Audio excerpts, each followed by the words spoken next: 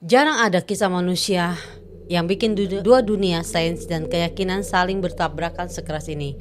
Dan nama itu adalah Anneliese Michel. Kisahnya bukan sekedar eksorsisme, tapi tragedi tentang bagaimana sesuatu bisa salah ketika semua orang merasa mereka melakukan hal yang benar.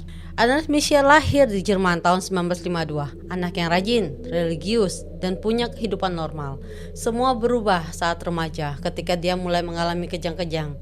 Dokter mendiagnosisnya sebagai epilepsi temporal lobe, jenis kejang yang bisa mempengaruhi persepsi, emosi, bahkan pengalaman spiritual. Tapi masalahnya, kondisi Anneliese berkembang lebih kompleks.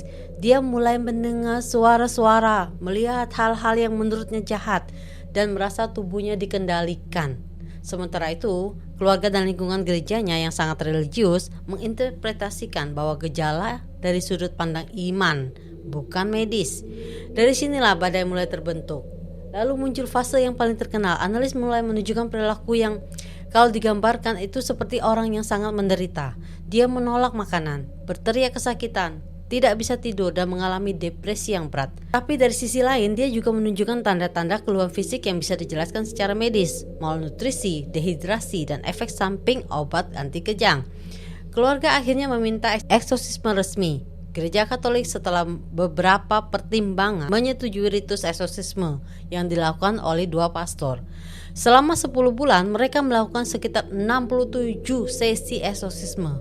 Dan di titik ini bisa kita bayangkan bahwa medis bilang satu hal, keyakinan bilang hal yang lain, dan di tengahnya ada seorang gadis muda yang sakit secara fisik dan mental.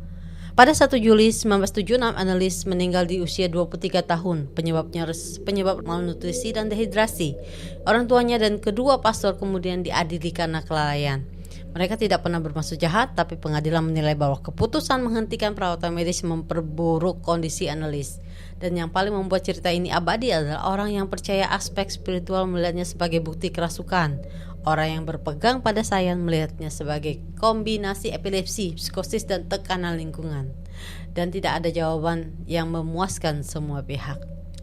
Cerita Anneliese adalah tragedi. Seorang gadis yang terjebak antara dua dunia dan semua orang berusaha menolong, tapi ke arah yang tidak sama.